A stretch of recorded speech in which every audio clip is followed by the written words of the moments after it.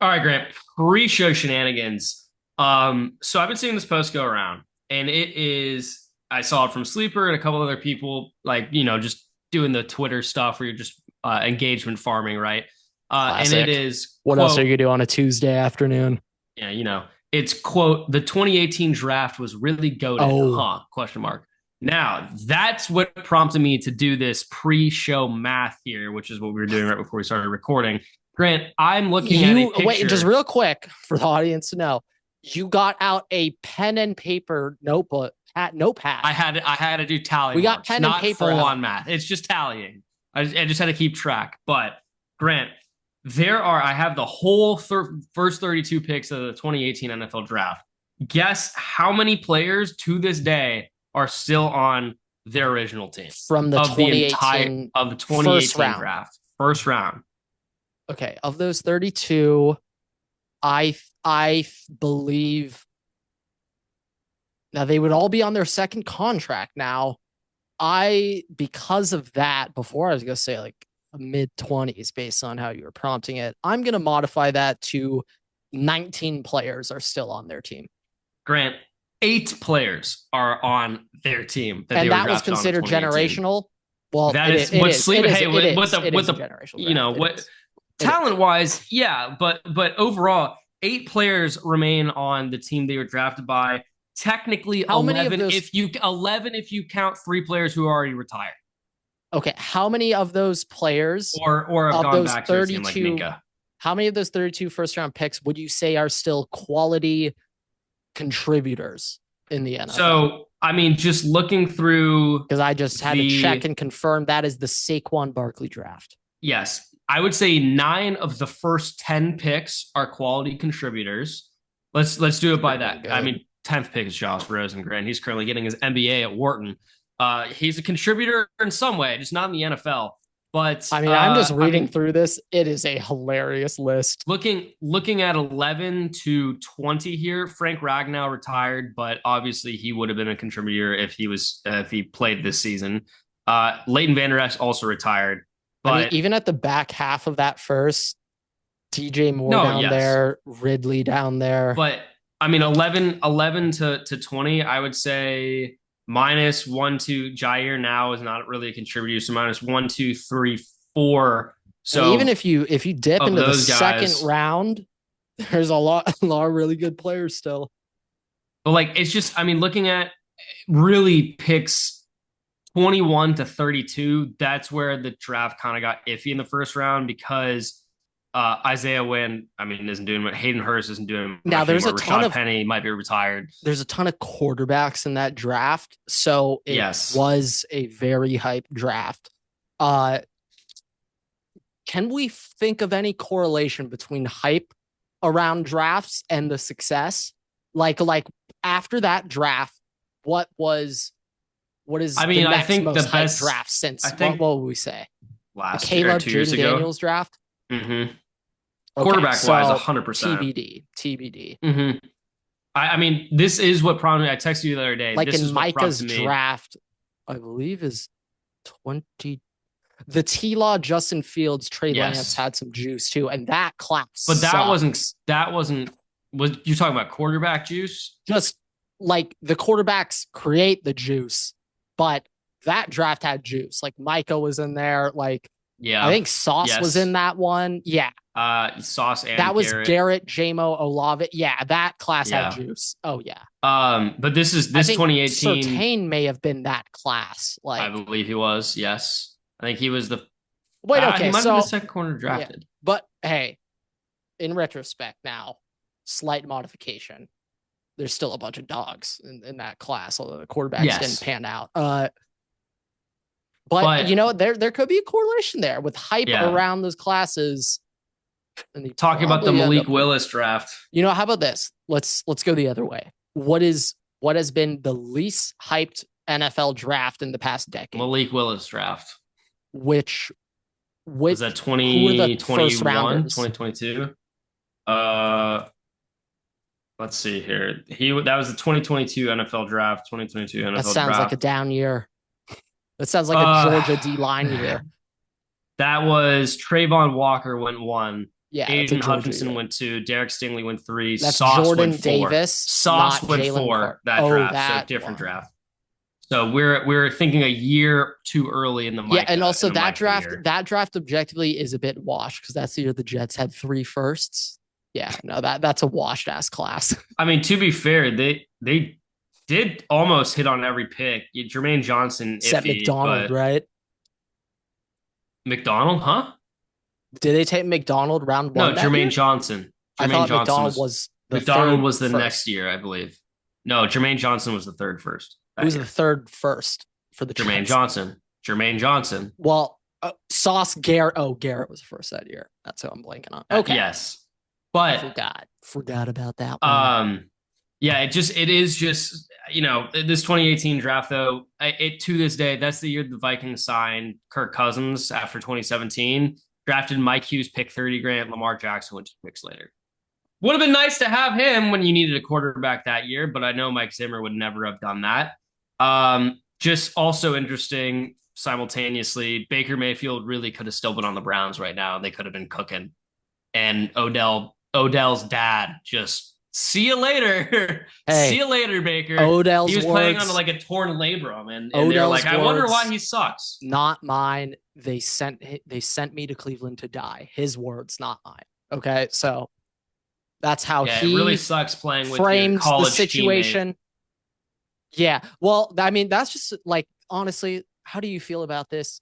I'm gonna guess maybe you don't give a shit at all, but does it feel a little sad when Jamar and Justin Jefferson are like, yeah, we just don't really have much in common and don't really talk much anymore? A little bit. That makes me a little sad. A little bit, because in my head, I feel like Tim Burrow and Jamar have like a little. Feel like they have a little 3-man group chat. They just text in all the time. Well, like, Terrace Marshall's in there too. All right. Oh, Terrace is in that one. All right. At least probably Randy Moss's son, Thad Moss, is Thaddeus. in that one. Oh, Clyde texts the most in the group chat. He's the one who brings it up the most. It also is just somebody to think Justin about. Justin Jefferson has that group chat on DND 100%. Like we talk about the NFL, we talk about the NFL a lot, but for guys that are players in the NFL, I'm just sitting here thinking about like what things, and we talk about the NFL and talk about baseball, basketball a lot. What things do they talk about? Because they're not talking about it in the same. They're not talking about it in the same, catching in the same way. Yeah, like eventually just catching up about your college time together. Eventually, you've ran back every single memory, and now it's like, oh, yeah. We talked about that a month ago. Yeah, I remember. But no, yeah, I mean that maybe it also doesn't help that Burrow and Jamar are together. And so naturally, they're going to have to continue to be very close. You know what? Enough of the LSU emotional stuff. All right, you guys are a good football team. You don't need to be in your feels right now. So none of that shit. But no, that was a fun pre-show. I don't forget exactly how it started, but that's what the pre-show is intended 2018 for. Draft. We have a starting point, and the end point is completely off target. That's the whole point. Yeah, that is the whole point of the pre-show. Shenanigans. But without further ado, what is going on, everybody? Welcome back to another episode of the Waterboy Podcast. It is episode 339, and we have a massive weekend of sports to preview. No teams have advanced yet in the MLB playoffs. Shout out to the Yankees. As of the moment we're recording this. Now we are recording at right now. It is 5:06 p.m. Eastern Standard Time on Wednesday, October 8th. You'll be hearing this Thursday, October 9th at the earliest before Thursday Night Football tonight. I mean, we could have a team advance during this episode. It is possible. It is possible. It is. So it's currently 3-3 in the Mariners-Tigers game. And just in general, that is just an exhilarating series. I feel like to grow the sport of baseball, Cal Raleigh needs to be in the ALCS. Big Dumpy needs to go poo-poo in the ALCS. And until Big Dumpy goes poo-poo, baseball cannot come back. So we need that. A lot to preview. We kind of like start wherever. You know what? You help lead us off after that intro. Wow. Where are we starting off with today? Ooh, Tigers took a 4-3 lead. I We're think the not best thing to commentating a do, game today. we Okay. we always do college football into the NFL, so let's run it that way. Keep tradition here. Um, some interesting games this week.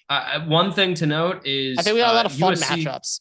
Yeah, USC also is not ranked, but I'm gonna try still to get going a to give live Michigan a trying to get a hard live time. hate watch in this Saturday at the There you Collie. go. Gonna try to get one in. Um, Night game but should be great. Alabama, Missouri is a very good game. Indiana, Oregon, we'll see how that game is, but should be a fun one. Oklahoma, Texas, we just talked about a lot of Texas in the last Oh yeah, episode. yeah. We Um, went over that a ton. yeah, don't need to really address that one, but Florida I mean, A&M, we are both very excited about. I would say sneaky spread, confusing spread of the week. Georgia Auburn. Ever? Do you know what the spread for that game is? 3.5. I'm looking at it. Yeah, but it's Jackson Arnold Auburn. Now they're at home. Jordan Mm-hmm. Hare's a tough play. Hey, Jordan Hare is a very difficult place to play. Let me make that clear. That is no walk in the park. But No, still, definitely not. for a Jackson Arnold quarterback led team, UGA Georgia's only a 3.5 point. I will. Yeah, in I know it's in at Auburn, Auburn, yeah. but it is Jackson Arnold Auburn guy. Like, that That one's is the weird. tough part. That's That is weird. the That tough one's part. just weird to me. I think like Pate was saying this on a show earlier for that one specifically. Why he thinks this line is so slight is Auburn, they're in desperation mode. Okay, Jackson Arnold, if he plays well in this one, all narratives are rewritten. Everything, anything he's done in the past, guess whatever it never It don't happened. matter. If he wins this game, literally every game he's played before, I mean, he never played in. this is a And the massive coaching swing staff. game. This is a massive swing game for Auburn. They're currently 3-2. Georgia is 4-1. If Auburn wins this game, they will both be 4-2. Auburn likely gets ranked because Georgia's a top 10 They team will right now. 100% be ranked. But the difference, Grant, is if Georgia wins this game, Auburn goes from potentially 4-2 to 3-3. Well, And 3-3, and then the wheels can start coming off. But I'm saying that's a big swing. That's a big swing. Yeah, like going into the season, this was probably a matchup I'm overlooking. I know Georgia Auburn is a rivalry game. I'm aware, but you just look at the optics of both teams. We didn't think this was going to be as big of a matchup as it is currently.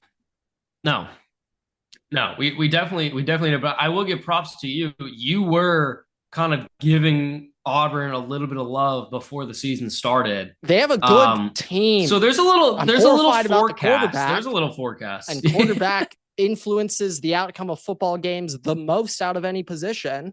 But the rest of that football if they had team is really damn good.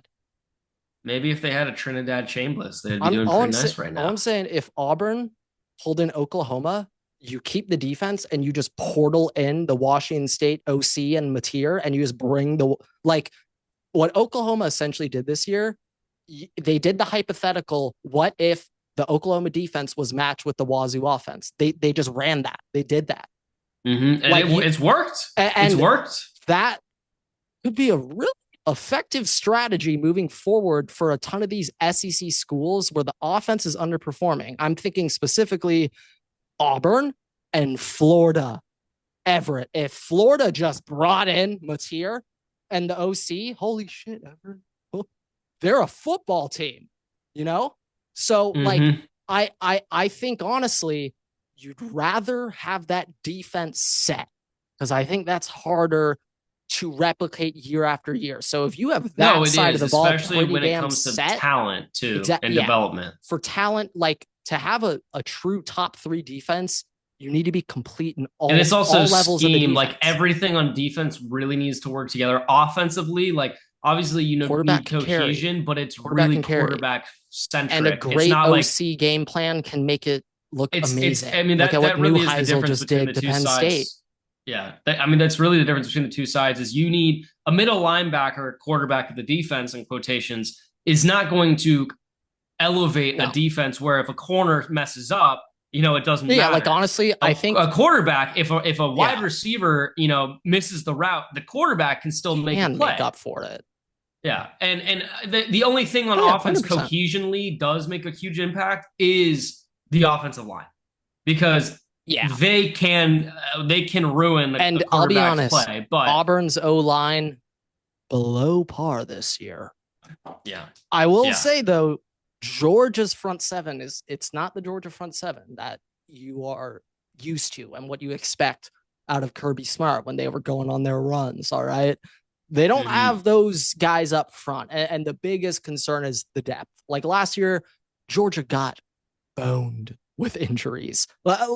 Their entire defense was crippled by that last game of the year. Yeah, They yeah, they were kind of shot against Notre Dame, and like that's you know a positive impact of the portal is those elite guys who were backups at Georgia and Bama that would start a majority of other teams. Now they can portal back into Bama and Georgia when they can start. So they're starting their careers elsewhere.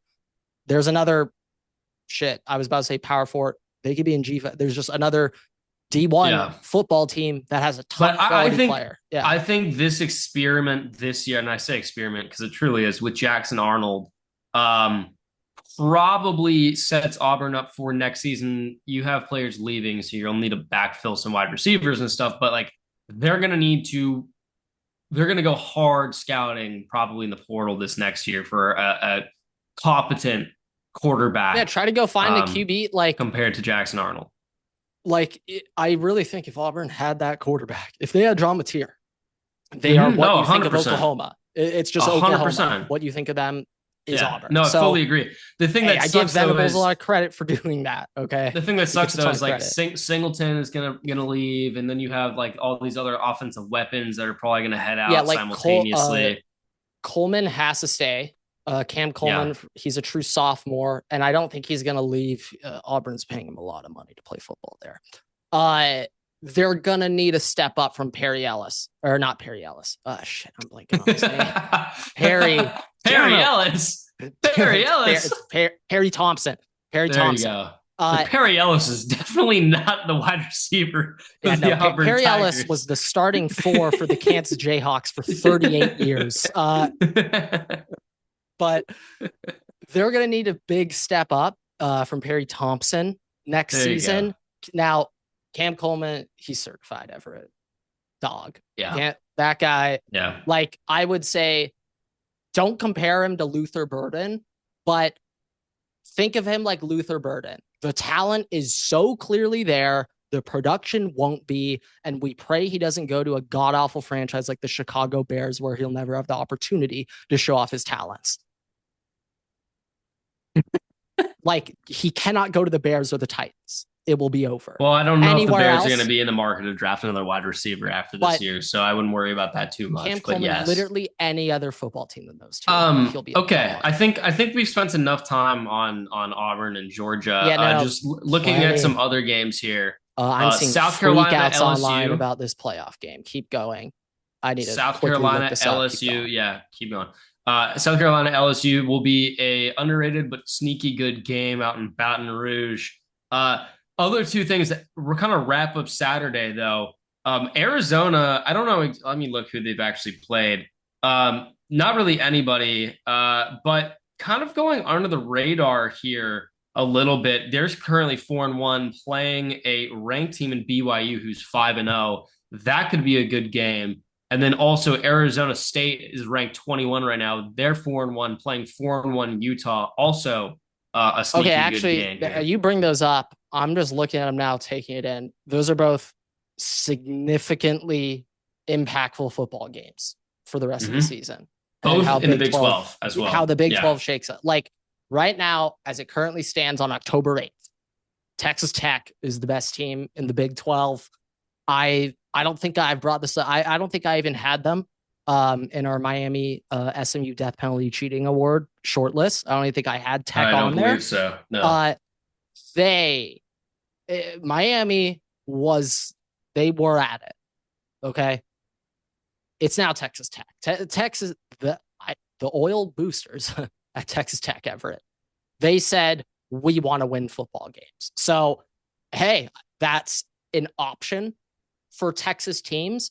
You can just turn on the oil mode. The oil money. Unfortunately, at Ohio State, we do not have the oil button. But Texas Tech has the oil button, and they are now the best team in the Big 12 because of it. But I think a lot of people are kind of overlooking Utah, writing Utah off. Now they got waxed at home by Tech.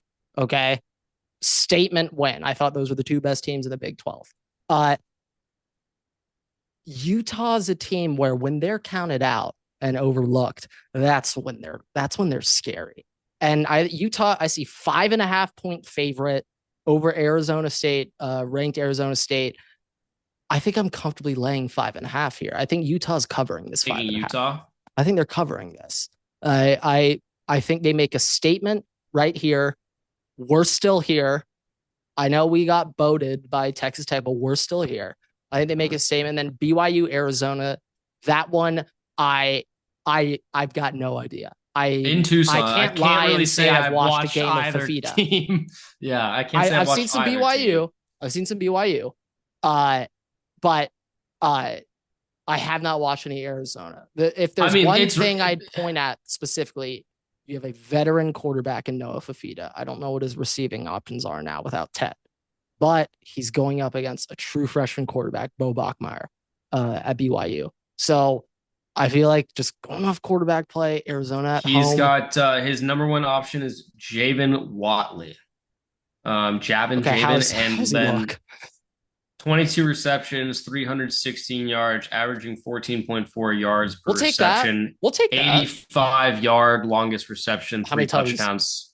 We'll take. What's the second receiver? Does he have over 250, 200 yards? Please tell me over 200 yards. Luke Wysong has 13 receptions, 220 yards, 16.9 yards per reception on average. 13 receptions. Okay. But I mean, the next highest receptions is 15 after Watley.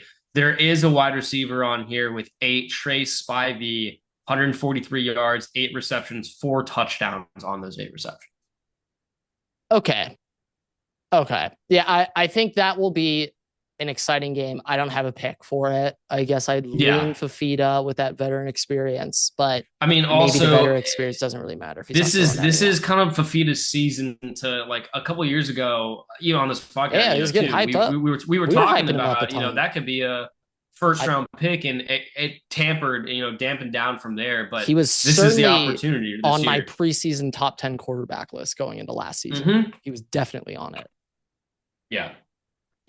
But Grant, one other game I do think is of note that is really flying under the radar. Friday night, 6:30 p.m., South Florida takes on Northern Texas. South Florida is ranked 24th right now, sitting at 4-1. North Texas is 5-0, unranked.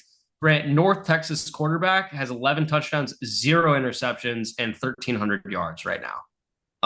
Now I'm just looking at the spread here. Okay, Datku Stadium, is that just where North Texas plays? That's not like a neutral. Yes, that's where North Texas. Okay. No, that's where North Texas plays. Thank you. But I still think that's an interesting spread. I feel like when you look at that, 1.5. Give me the 1.5. I'm taking that. And because of that, give me North Texas. Because of that, give me North Texas to cover 1.5. They probably do win by 2 points, but it's just a weird.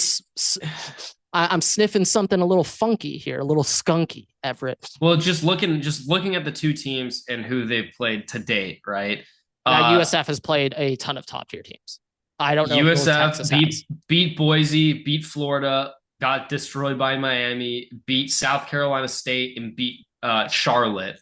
North Texas played Louisiana A&M, I'm going to guess. Its abbreviation's LAM. No idea. Western Michigan. Shout out. Could that be Louisiana Monroe? Or that? No, that's ULM. No. Shout out Connor Stallions, Western Michigan.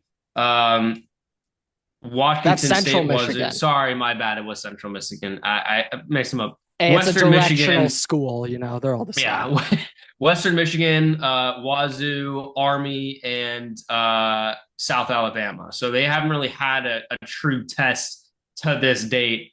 Two of those games going to overtime as well. So, but this is just a big implication in the American and potential playoffs. So, game to check in on there as Yeah. well on Friday. I would say my last real quick before we get into NFL, my game of the week, Michigan USC. I don't the game. I think this one could truly go any of four ways. Close win, either team, blowout, either. I literally think all four results are on the table for this one.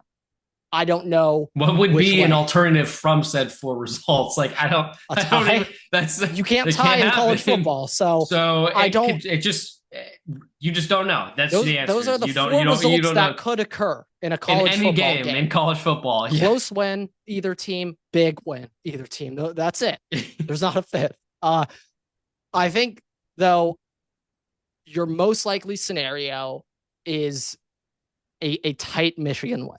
I think that is your most likely scenario, just from what we've seen. Lincoln Riley coaching in the Big Ten. To beat Michigan, you need to play Big Ten football. And at this point, seeing that game against Illinois, USC has not, well, even going back to years before, USC has not displayed the ability to win Big Ten style football games. Now, I think this year, USC, specifically offensively, I think they have the personnel to offensively run a Big Ten football ground game. Now, I think USC this year, actually, despite Caleb Williams being the quarterback for a while, I think USC looks more like Oklahoma Lincoln Riley this year than they ever have under Lincoln Riley. I think he's finally kind of got the quarterback that he's like quarterback and receivers help, but I'm specifically talking the run game. USC is running the ball very efficiently this year. And if you look back at those Lincoln Riley Oklahoma teams, I know we think of Baker, all the quarterbacks, CeeDee Lamb, all the receivers. Their run game was crazy. That Oklahoma O-line under Lincoln Riley, no joke. There are multiple NFL starters today that played for Lincoln Riley at Oklahoma. Yeah, so 100%. I think USC, they're getting bigger up at the line, meaner, okay, tougher at the line, O-line. And I think they could run and, get some success on early down plays to set up Maeva in the passing game. What I do not know is how USC is going to defend the Michigan run game. Now, Michigan, Justice Haynes has been ridiculous this year, and he might be the perfect mold running back for Michigan. Big body, bulky running back, likes to go between the tackles, downhill runner. He's a Michigan running back through and through at the end of the day, just on archetype. What makes Justice Haynes so terrifying, and like Michigan, at this point, they do it every single week. So moving forward, Everett, I have to assume they will continue doing this every week until they don't. But they whip out one or two 75-yard touchdown runs a game for Justice Haynes. Yeah, that happens every week. Just looking at the outlook for the Big Ten here, arguably this is Michigan's hardest game on schedule till Ohio State. Oh, and look at that Michigan schedule. Yeah, it's a cakewalk going through. Michigan State might have a little bit of fun with them just because the rivalry. Well, I think because rivalry and the games surrounding Sparty isn't that big that, Michigan's going to be up for that one, Everett.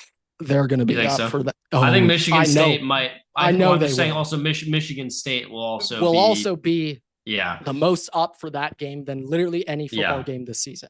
That is their Super Bowl. But just looking at the outlook of the Big Ten, like USC already is in jeopardy here with that one conference loss to Illinois. God, I need Michigan State to beat Michigan so bad. That would do so much for me. With Indiana likely losing this week to Oregon, that will put Ohio State and Oregon as the two undefeated teams in conference play to go to the championship game. But Grant, neither team, USC or Michigan, are technically eliminated No. if they have one loss. Now, if USC loses this game, oh boy, yeah, that's not looking. It's looking Yeah, at like this a point, normal bowl game Ohio for State, you. Michigan, USC, and Oregon, and also Illinois and Indiana. Shit, there's a lot. They all control their own destiny. Now, I If all will those just teams say, win out, they're auto in. I will say this about USC. They got unlucky with their draw for scheduling. Dude, the Okay. Big Ten shafted them. They said, nope, It, you're getting screwed. they Like, they play Michigan this week, then they play Notre Dame. Obviously not a Big Ten game, but a loss in that game will still be very bad for your chances to make the playoffs because USC needs at that point, you probably aren't going to make the conference championship, which is what you would need to get in with 3 losses Yeah, or and two like, losses. hey, let's have USC. Okay, let's play this out. USC loses to Michigan, but then wins out. So they finished. So they 10 beat and 2, Oregon, they beat Notre Dame. beat Oregon, beat Notre Dame. They're still not in the Big Ten championship game though. Oregon's has one loss in the Big Ten. Oregon's still over SC. Ohio State, that shit regardless, but they're not in the Big Ten championship game. Like that's how they get there. At that point, they're a 2-loss team with 2 losses inside the Big Ten. My expectation is if that's the case, they could still make the playoffs and be in on a latter seed. No, yeah, assuming that's what I'm saying. Indiana or Illinois end up with obviously, 2 losses. Obviously, yeah. But like, I think that's actually their best. Like, if USC beats Michigan and then loses to Notre Dame and wins everything else, so they have one Big Ten loss. They beat Oregon, so they are in the Big Ten championship game. And then they lose that to Ohio State. I think they're out of the playoffs, Everett. I think they're better off in the other scenario, just not playing the Big Ten championship game. I don't know. And I hate that. I don't want to punish teams who make the championship game, but I think that's going to happen. I agree. I mean, I'm just looking at the schedule. Like there is, I don't foresee. I don't see them going 10-2. Assuming Oregon beats Indiana, I don't see a situation where Oregon's a 2-loss team regardless. No. Well, Oregon, the rest of their schedule. I'm saying in this scenario, if USC still beat Oregon and Oregon beats Indiana, they're going to be a 1-loss team and they'll go to the Big Ten championship anyways. So I mean, USC can have what? Honestly, they can have 1 loss the rest of the season, and the best team to lose to would be Notre Dame. The rest of it gets a little bit tough. I think losing to Notre Dame is way worse. I think losing Michigan is better for them. I know it's a Big Ten loss. I just don't think that they'll make the Big Ten championship either way. And I think Notre Dame being an out-of-conference team and you play them close, that might help you a little bit more when it comes to the poll voters. Like, I get what you mean, yes, but I fear under that scenario where they're like, if they beat Michigan, lose to Notre Dame, run the table, they would be beating Oregon later in the year. So USC and Oregon would have the same Big Ten. USC would be in over Oregon in that Big Ten championship game, regardless of what happens with Indiana. Well, we're also saying they beat Michigan. You're saying they beat Michigan? Yes. If they beat Michigan and then beat Oregon's and 1 loss and USC's 1 loss, then 1 loss in conference. Sorry. Then USC's in the Big Ten championship game. You are correct about that. Unless somehow Illinois only has 1 loss and then they're in it. For that to happen, they beat Ohio State this weekend, and let's play that round robin out. Ohio State, Illinois, USC triangle of beat each other. I don't know how they pick the tiebreaker. It would have to go to like common opponents. Yeah, shit. And then if there's no other losses, it would go to points scored or some shit. I honestly don't even or like who those teams have beaten. I have no idea. But just interesting kind of dilemma to play here. But I just as a general thing, basically every team. I mean, Penn State's not in the playoffs anymore. Every They're team losing more games this season. So Uh, USC and up. If you look at the Big Ten rankings, USC and up are the teams currently in competition for a playoff spot out of the Big Ten, and that's Indiana, Ohio State, Oregon, Michigan, Illinois, USC. I think we're Um, likely to get in four again. and if you get in four, I mean that doesn't put out like right now it'd be Indiana, Ohio State, Oregon, Michigan. But USC still, even if they lose this week, it's still No, they're still possible to alive. make it. They're Yeah. still alive, but you No, can't that was the lose whole really point another of game. bringing that Yeah, up. It was that yeah, USC has one to give still, and they can yeah. still make it. Ideally losing to Oregon would be or Notre Dame. Winning this week is going to be your. This is going to be the best You chance for you obviously to want beat to win a this team week. out of Don't get me these wrong. ranked opponents. This is the You best want to team win to the beat. This is game. the easiest team to Yeah, beat. don't get me wrong, USC, you would prefer to win the game than not. Okay, so Yeah. don't get that wrong. Wow. I know, groundbreaking Big take. Dumper I is know. getting a dump taken on him right now. Wow. Okay. Moving on to the NFL. Um, started the episodes Dude, it was tied a 3-3. tie. It's now 3-8. Well, I think it was actually 3-2 Mariners. Like when we clicked Wow. record, 5 seconds later, 3-3. Now it is 8-3 Tigers. Yeah, Cubs and Brewers are tied 1-1 right now, though. The state of Michigan doesn't deserve to have like joy Brewers? like this. It's Cubs Brewers.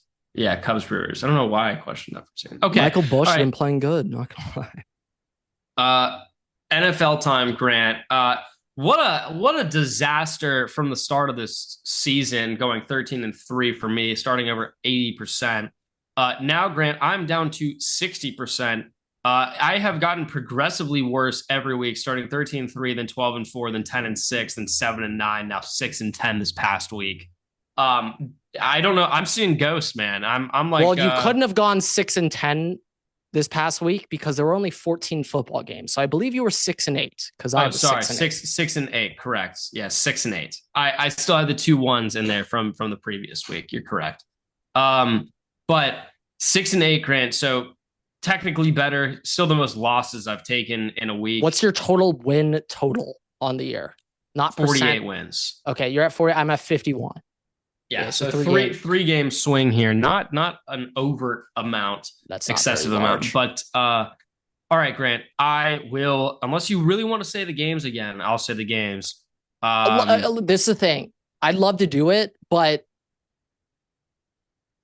the correlation, it could have been us having the exact same picks, but it also could have been me interjecting and saying, "Let me read the schedule this week." It could have been. I think it's more so. We just got to do. I think it's more so. We were on the are. hottest start possible, and then we had the same exact picks. And I think that for the first time in the podcast, that might have given us some voodoo magic in the wrong direction.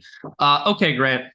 Thursday night football. Eagles play the Giants Sunday in London. We have Broncos taking on the Jets at 8:30 in the morning. Noon slate. Cardinals play the Colts. Chargers at Dolphins. Patriots at Saints. Browns at Steelers. Cowboys at Panthers. Seahawks at Jaguars. And the Rams at Ravens. 3:00 slate mid-afternoon. We have Titans at Raiders. Bengals at Packers. 49ers at Bucks. And Sunday night football. I've been waiting all day. Lions at Chiefs. Monday night. Great Sunday night football. Monday night doubleheader here. Bills at Falcons on the early game at 6:00. And Bears at Commanders an hour later. Yes. Comments. Yeah. Why is there still multiple Monday night football games? We have a 3-game afternoon slate, Roger, and a double header for Monday night football. Like Monday night football. At least both Thursday those games Monday night should be entertaining. Objectively lessen the quality of football by creating short weeks. Personally, also don't like watching 2 simultaneous games on a Monday because I'm probably it sucks. Like, and also like there's I don't know how many doubleheader Monday night footballs there are, but let's say there's like 5 or 4. That's 8 to 10 teams who just have more Monday night football. It's also and weird to me because screw up your next week. It's also weird to me because from a fan, just monetary standpoint of like ticket sales, like you probably sell less tickets on a Monday. 100%. So I don't know why you would want to increase that Okay, whatever. It's all for ratings. It's TV. Grant, It's TV. here are my picks. Here are my picks, Grant. Eagles, Broncos, Colts, Chargers, Patriots, Steelers, Cowboys, Jaguars, Rams. Question mark here: Raiders, Packers, Bucks, Lions, Bills, Commanders. All right, we have one difference. Okay. Well, maybe this will fix it. Maybe this will bring it this back. could be good. Maybe it brings it back. Eagles, Broncos, Colts, Chargers, Patriots, Steelers, Cowboys, Jaguars, Rams, Raiders, Packers, Bucks, Chiefs, Bills, Commanders. I'm going. This might have been what we need. This might have been what we need. I'm going with Chiefs. I explained it to you. Lot of emotional hedging going on here. I'm thinking of how I would be on Monday morning next week. I would be able to get out of bed and complete my day if I pick the Chiefs and they lose. I would not be able to do anything for maybe a month if I pick the Lions to win here and then the Chiefs win and then the Chiefs go on an 8-game winning streak that was started because of me. I could not live with myself. I mean, I hope that you're correct. And I'm just saying, Chiefs win this game, Everett. They're about to go win 7 straight. I hope that that's not correct. I would really love it if the Lions could lose this game. That would be great for me. Yeah, okay, personally. I just realized we both have beefs going on here, but we both picked our boogeymen. So maybe a double emotional hedge here. They tie? Could they tie, Grant? Well, is that a win for us or is that a lose? Take time with Grant, take time. I think moving forward, the new overtime rules is the reason why more ties are going to occur moving forward. I think it's going to be common now to have 2 to 3 ties a year with the overtime. Arguably rules. Better because I think it makes it fun. Well, not just that, but because if we have more ties, Grant, they're probably going to institute a rule to eliminate the possibility of having ties. And then you have even more fun because you go to college rules and you have 2-point conversions. Actually, you know what? That's it. And come on, NFL. Since when? We know you want player health, so you don't actually care. You want to maximize. You want to maximize the amount of time you're broadcasting for and money. Yeah, have a 2-hour overtime because they keep exchanging. Well, this is a slight thing. TV time slots. You got a strict time slot, and the NFL. I'd go so far to say they are the #1 organization in the history of Earth when it comes to meeting their time slots. NFL is a well-oiled machine. That halftime is 14 minutes and 59 seconds. The second it's 15, kickoff. No bullshit in the NFL. In college, halftime hits, you can go take a nap, go write an essay. Well, also here's the thing: in their time play slot, an entire video game. The NFL's time slot too, though. It's strict. But here's the thing: the NFL's time slot usually bleeds into either more NFL games or there is like a sports center or post game thing that's on the TV set, whatever station. You cut to Strahan and Howie. So after the game's over, if it runs overtime for whatever reason, you just shorten that. So it's NFL related regardless. It's not like you go from the Bears Commanders game and then you go to NCIS New Orleans, right? I was just thinking though Family that the Feud. NFL was like claiming they want a 10-minute OT for player safety. It's a 10-minute OT because they don't want the OT to last 30 minutes. Like they want that shit to get finished.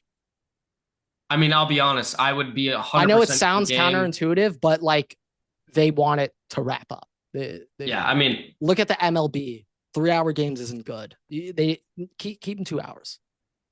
I mean, also the easier way to make this short too, though, is you keep it. Both teams get a chance to score as it is now, and then if both teams score, instead of being like, all right, next possession wins, just be like, all right, we're either you could make field goal kickers more important, and But I'm saying this: you can have both teams have a chance to score. Both teams score, right? Instead of going, okay, next point wins, immediately go to either 2-point conversions or Grant. Let's have a little fun here. Let's have a little fun.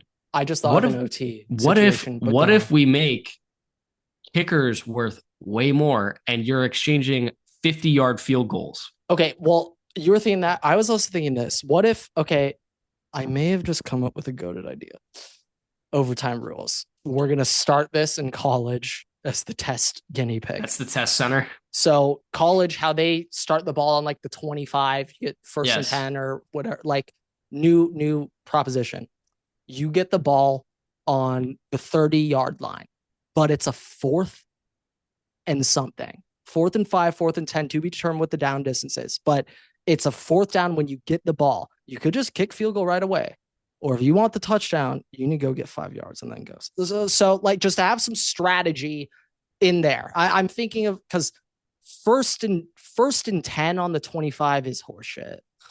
I mean, like, that's not even football anymore. Like you just get the ball in the red zone. Like, what the hell? Like, you get what I mean? No, I get what you're saying at a pro level, but I also think like there's certain times where like your defense should be able to lock in. Like a lot of the time there's very good red zone defenses, so it doesn't really matter. Now, if you're playing the best offensive team in the NFL, it probably also doesn't matter what your defense is. They're going to score, and then you're sitting here like, all right, well, fuck. Yeah. So I understand that, but if you made it to OT versus that team anyways, just playing around fine. With some OT things. If Sam Schwartzman's listening right now. Okay. All right, let's look at some games here, Grant. Let's get into some games here. They're always open. They're always open. Grant, Jets are going for 0-6 to start the season. They're probably going to get it. Not much to talk about there. Cardinals and Colts, the wheels are falling off the bus right now, the wagon. We have an spooky Eagles coordinator matchup here. Okay, both coordinators of Sirianni's first 2 years. How long were they? They both left the same year. I'm pretty sure. I don't know how long that they were.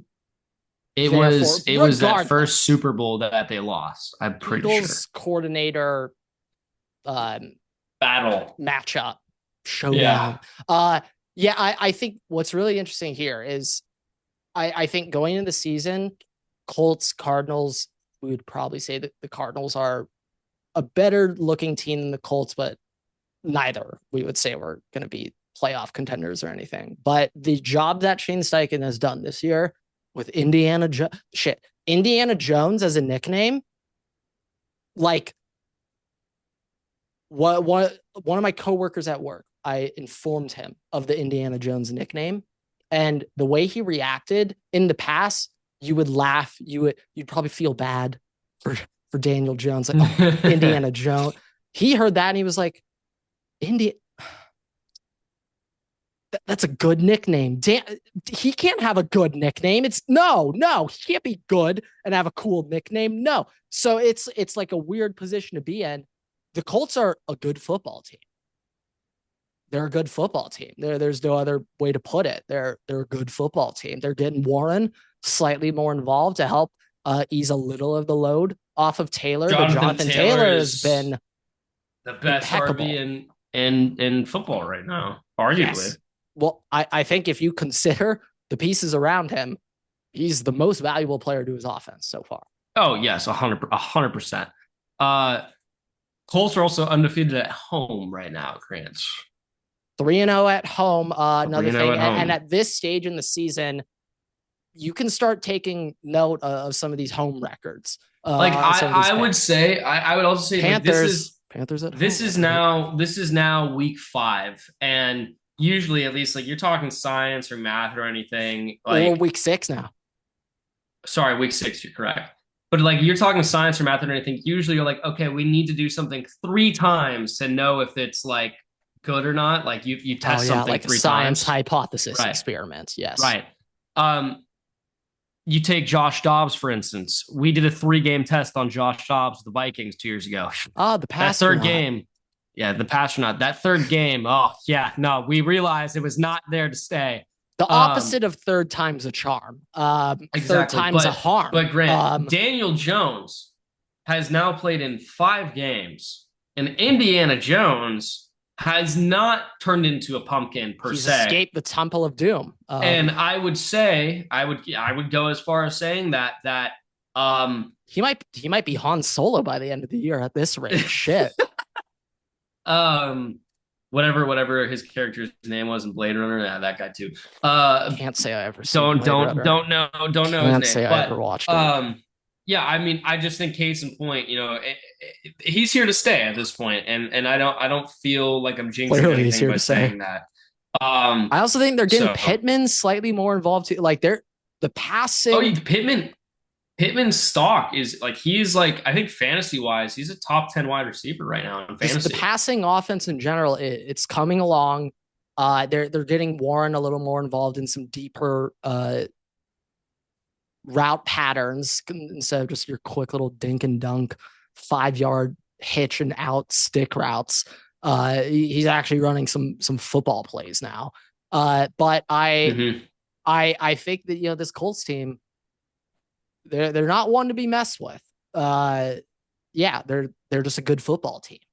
Uh, I think, well, you know what? Actually, after last week, maybe the answer is changing still. Who do you think is going to win that division, the AFC South right now, as it stands?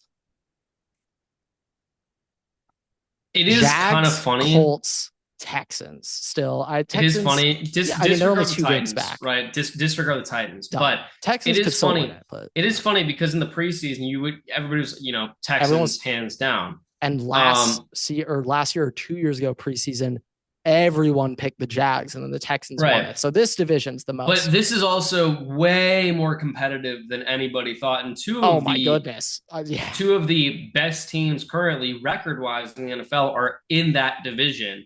Um, if you had, I mean, I can't get Robert Sala out of my head being like, yeah, No, I Liam can't, Cohen dude. fully That just has knows the play calls. infiltrated my brain. I can't get that out because I'm like, dude.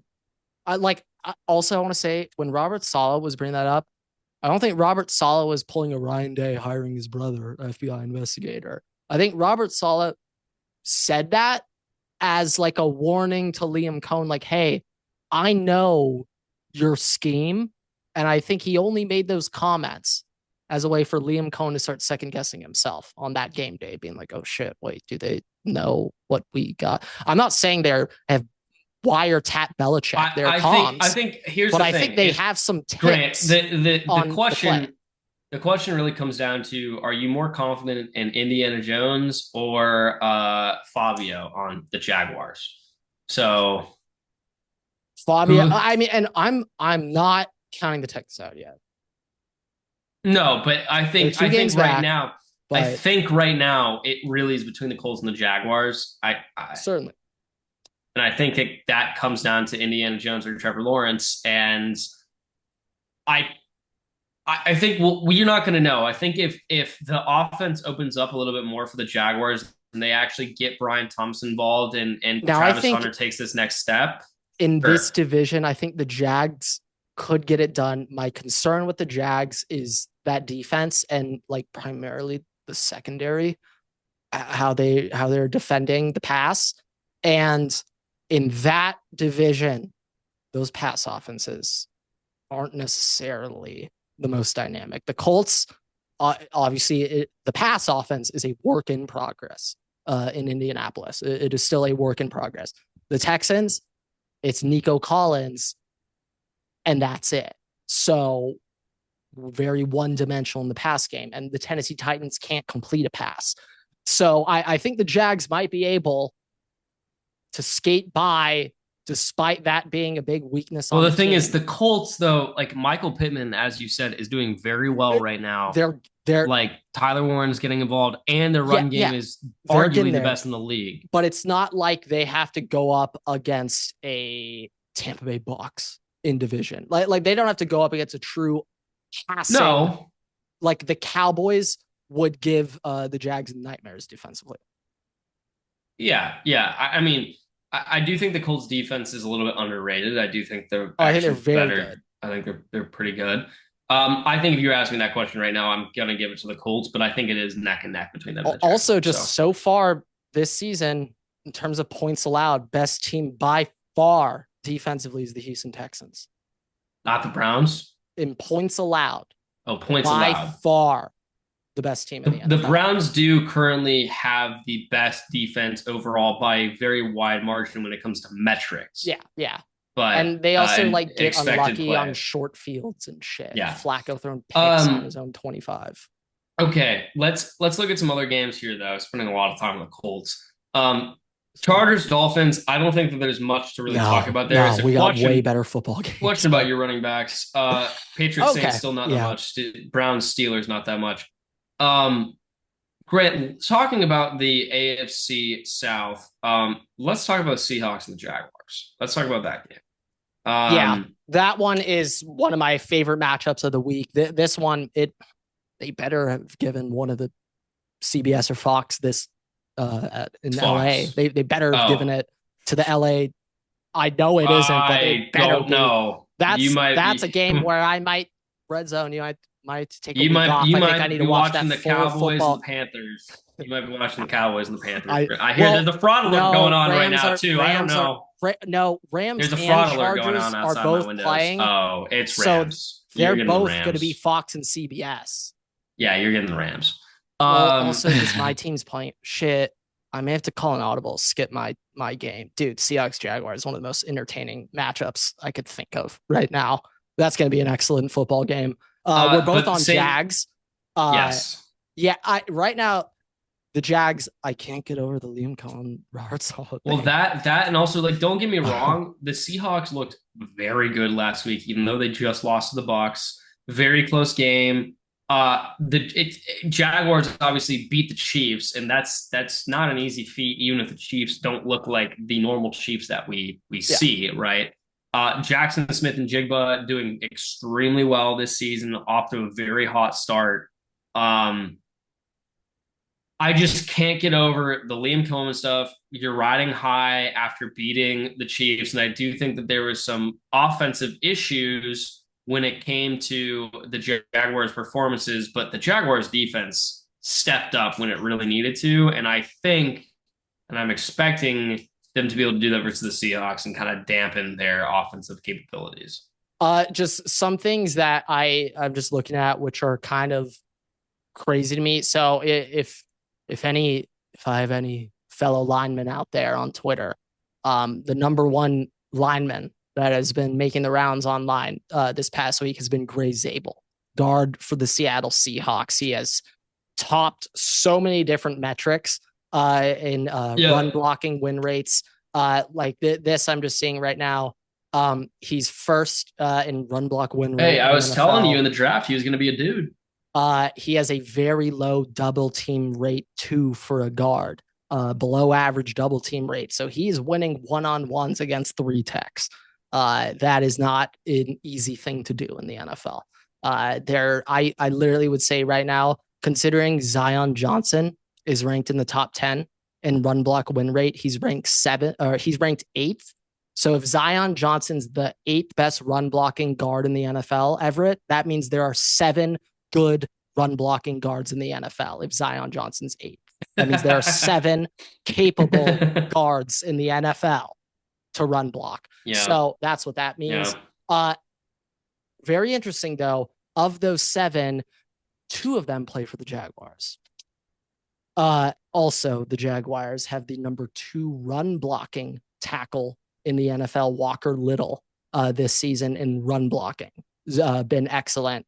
Pass blocking, still some to be could be better off the plate. Okay, there's still some veggies left on the plate that he has to eat. But the Jacksonville run game is unreal. That's been the biggest step up for me this year, just of any unit in the NFL, of just becoming a true force.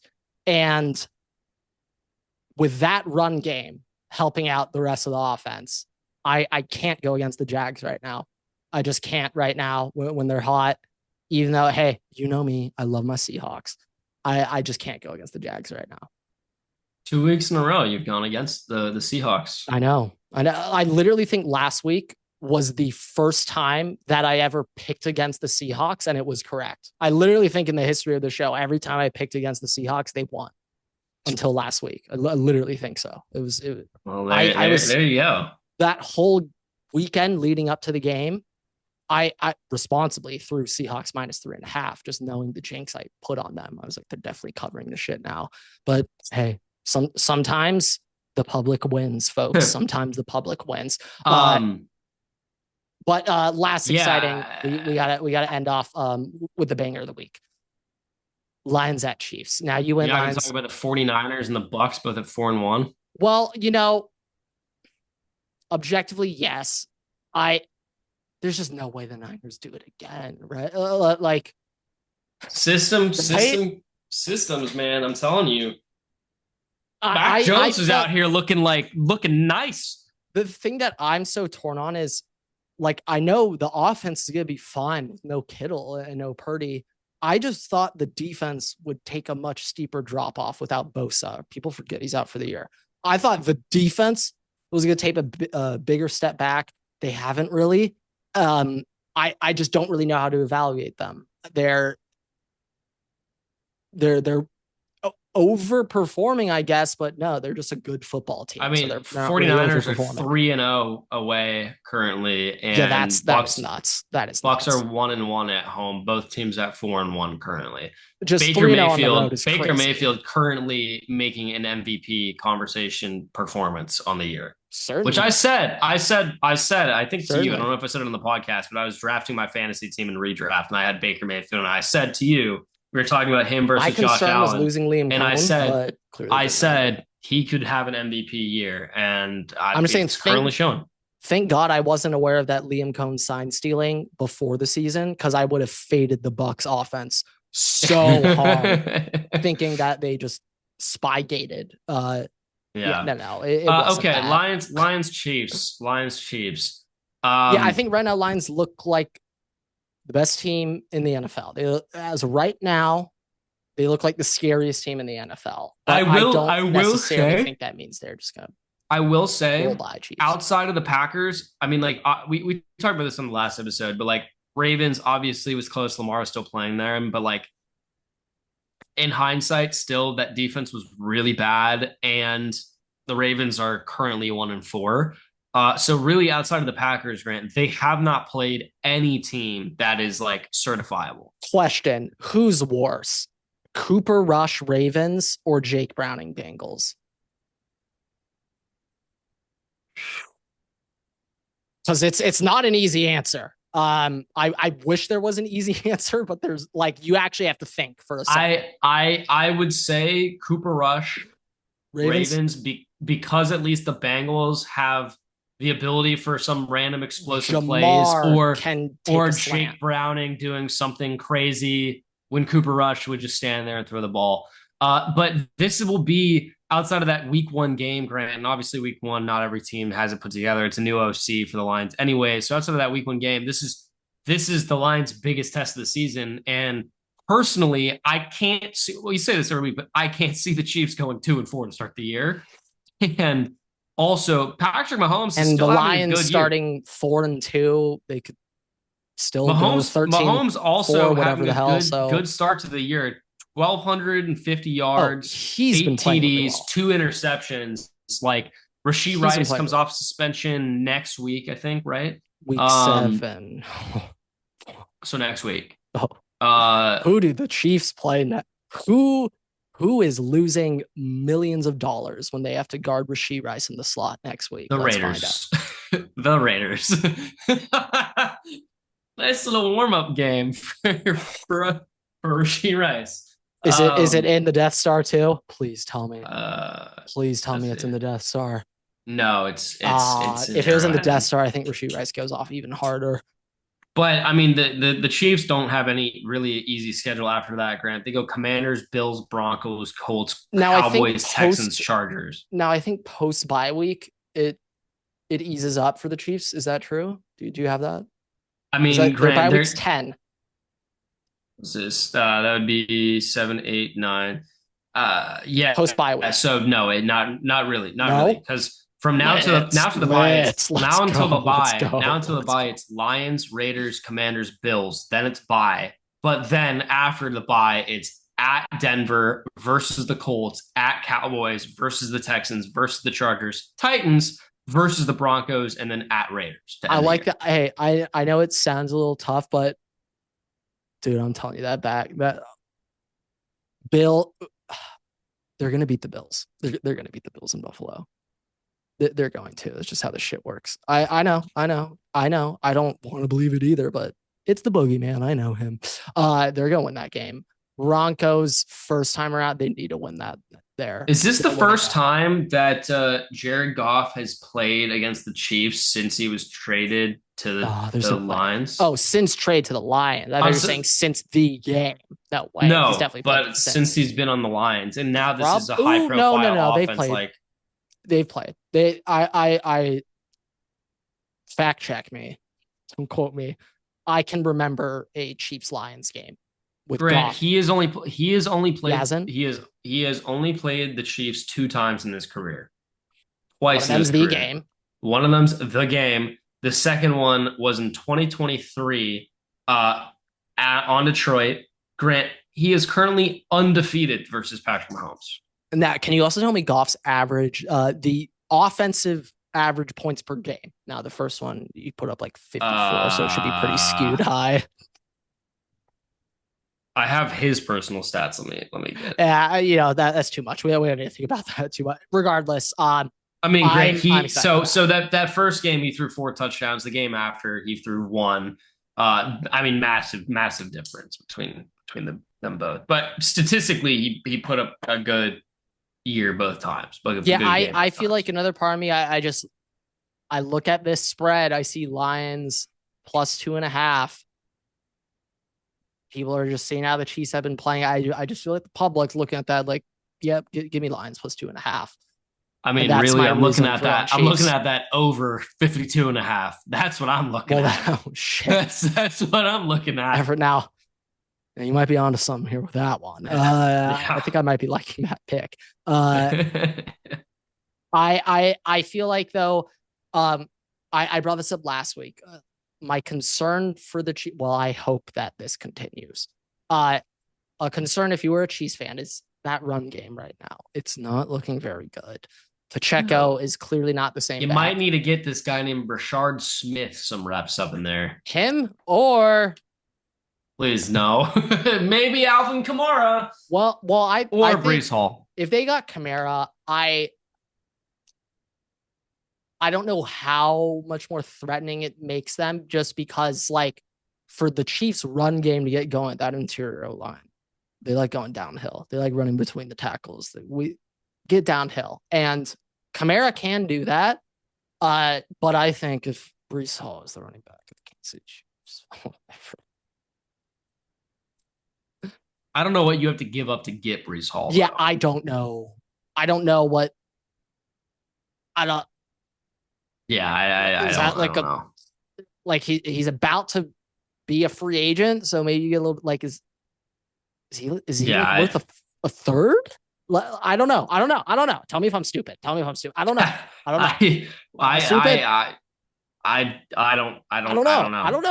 know. Last year, like I don't know what he's worth, but I know he'd be good. I wish I could tell you. I know he'd be good if he played for the Chiefs. I could confirm that. I do think that we're going to see one of those backs get shipped out. Kamara or Breece.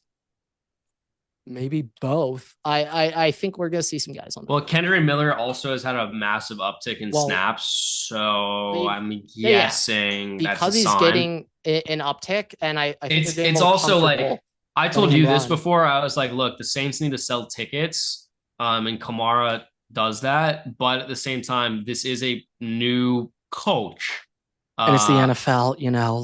We gotta worry about the team. That's the bigger business than the ticket sale business. But is there any other games to key in on here? We think that's those were the major ones I wanted to review. I would say, Ravens also about to start 1-5. Their season's over, so it's over. Oh well. Okay, we can actually end on this. John Harbaugh fired. Yes or no? No. I've been hearing that a lot. People are like, dude, John Harbaugh is one of the most overrated coaches in the NFL. I've been just seeing that make the rounds, but No. no There, in my mind, like one, he's getting bailed out because Lamar's out. injuries. Well, Injuries. also the defense, dude. Yeah. The entire Injuries. defense is out. I I mean, like also just, I think that they need to not offensively, defensively overhaul a lot of things in the off season. And they've done that. Like they got Malachi Starks, they got Mike Green, but like it takes more than 1 year to do that, and that's kind of been Yeah. their Achilles heel. But a lot of these games, Grant, they lost. They lost the Bills by 1. They lost the Lions by 8. All right, and then Lamar gets hurt, wheels fall off the wagon. But like they were still a good team, and like it's hard to like it's the same thing. Obviously, Mike Tomlin's a different situation where he's going at least 9-8 every year, but like it's hard to replace. Like, do you really want to fire a coach? Like, Yeah. you know that I have the belief that you can some coaches can only take you so far, right? And they can never win the big game. But Shout out our boy Jamie Frank. yeah, but like compared to the coaches that are available, like is a Joe Brady going to be better than John Harbaugh? And the answer probably is no. If John Harbaugh gets fired, I guarantee you he's getting a job with another NFL team before the start of next season. And that NFL team is going to be set up way more to succeed than the Ravens might be with a new coach. Yeah, fair. I wonder though, like Ravens could they possibly be capped? They could be, but I think that it's the same thing with Sean McDermott though. Like, oh yeah, the Bills might be hard capped. it's the same argument with Sean McDermott, but I think that you also like, is there going to be another coach that is going to be able to do the same things? And in the NFL, I think that's the one sport where it's really hard to be able to tell that until one day the wheels kind of fall off. That's also just a big reason why I believe Schottenheimer's the luckiest man on earth. That argument was also made. The argument was also made about Andy Reid for 2 decades. Oh and like, yeah, I mean, Andy Reid was a playoff choker until. Yeah, so I really am not super concerned about it, and I think that like on one hand, if your team's really bad, sometimes blowing up everything helps because you need to get a new face in there. On the other hand, having coaching stability, it's very helpful because that gives time for the front office and the coach to meld something together to really figure out what you need to work. And only having 3 years to do it isn't really the best thing. And you won't be able to have your end product maybe for 5 years or 6 years. And it's just the way the NFL works. Ravens' best interest this next season, you find a way to get 2 early firsts and you just draft Caleb Downs and Arvell Reese. Just do it. I want to see them together. I want to see them together. It's not impossible. It's not impossible. No. I'm thinking maybe we flip Roquan or Metabike or something like this. Matabike is going to be hard to flip. He got hurt this year, so he's going to be hard to flip. But like, let's start here. You got to cut Jair Alexander. That's the first thing you got to do. He's you know what? Kind of like how I've been saying for a while, relievers have very short primes. Corners in the NFL, do they have a prime of 2 years? Usually 1.5 year, like I think the elite corners. I think like Josh Norman's, 2 to 3 years. But like the elite corners, that's like 5 years, 6 years. Not Aqib Talib, okay, not Darrelle Revis, not those guys, but just that second tier. AJ Bouye, Josh Norman, 1.5 to 2 years of excellence. Yes, like being top 5 corner in the NFL. Marcus Peters. I put in that category. 100%. Yeah. Shit. Even Malcolm Butler for a year. No. You're pretty good.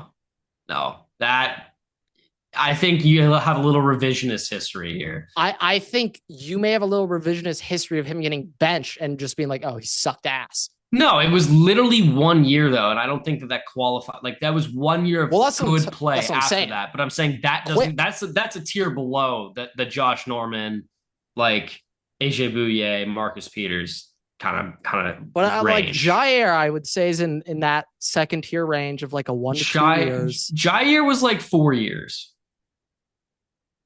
on the Packers up until well, 2 years the ago. He years was good. said 4 years. If you accumulate the games played over those 4 years, it was 2 seasons worth because he misses half the Maybe with year. some injury. Yeah, maybe Misses half the year. maybe. I mean, I'm fully on board I with am a you. Jair Alexander He ducks hater, Justin Jefferson.